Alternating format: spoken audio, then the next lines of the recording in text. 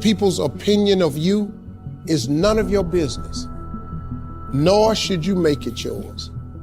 You get in a lot of trouble worrying about what somebody think about you. Do not let other people's opinion of you determine your direction.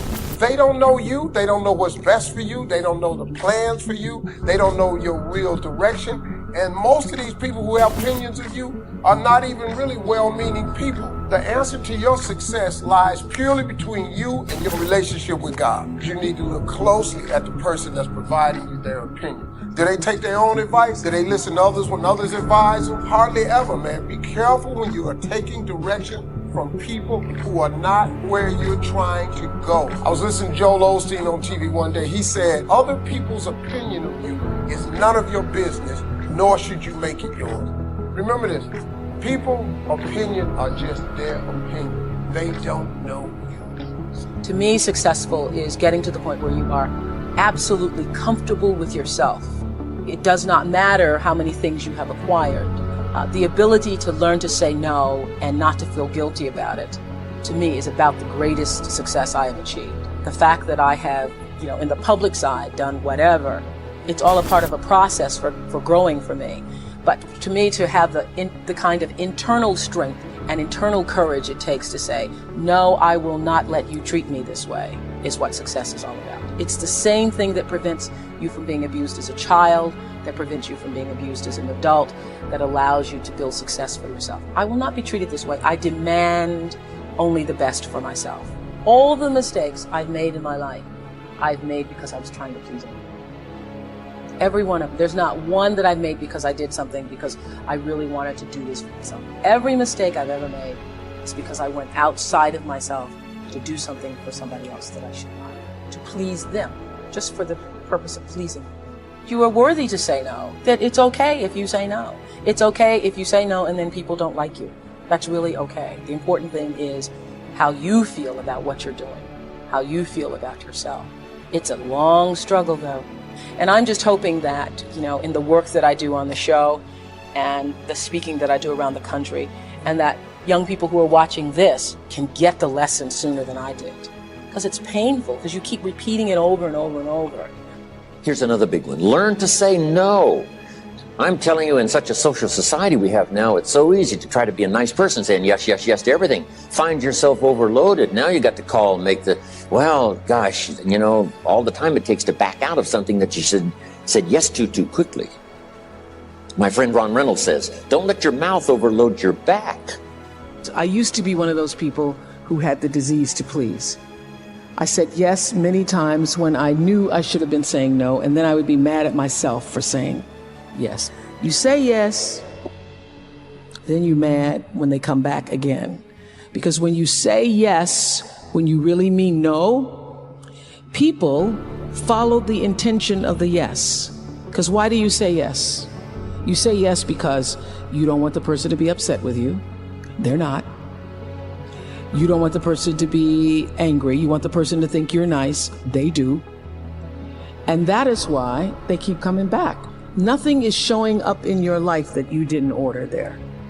So what I learned is that the reason why people keep showing up is because my intention is to make them think that I'm such a nice person, that you can ask me for anything, you can get me to do anything.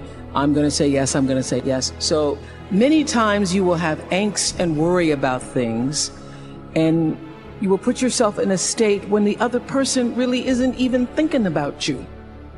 A lot of women have a disease to please, and a lot of women, I think I was in my mid-40s before I started to figure this out.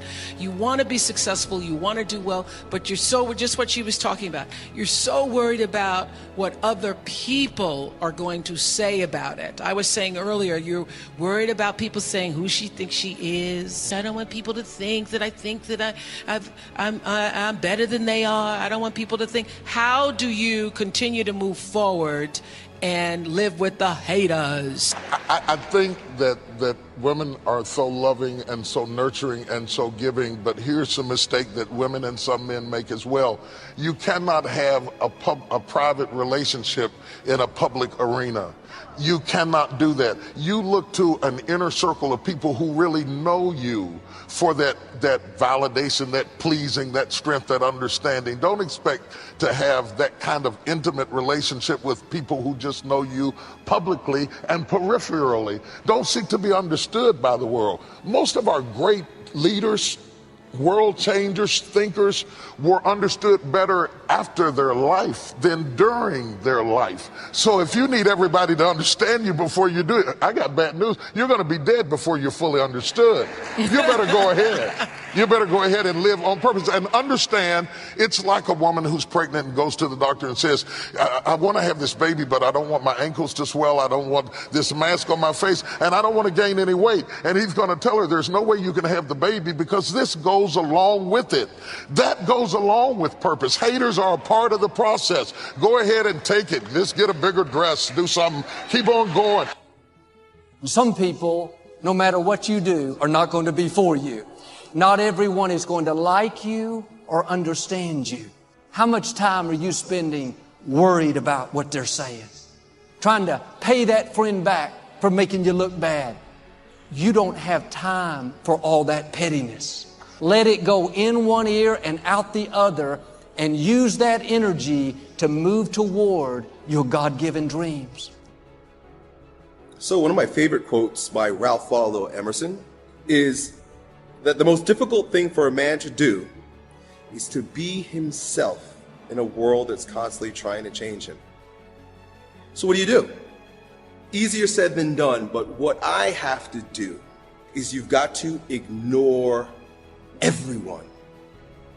If you want to be true to yourself without being sullied by the opinions, either good or bad, negative or positive, because they're both forms of slavery, you've got to close your door, you've got to shut off your phone, you've got to shut off your computer, you've got to sit down, you've got to be with yourself and God and let it speak through you purely. Become a hollow reed, unobstructed by the opinions, positive and negative, of other people.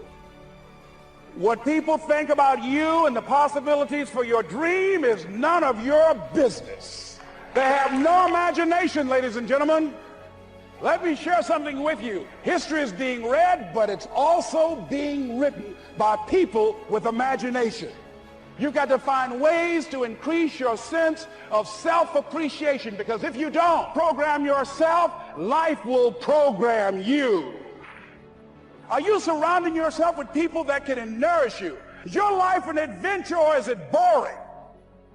You don't want to ever put yourself in a situation where you have a limited vision and you're only using a limited amount of your talents and of your abilities.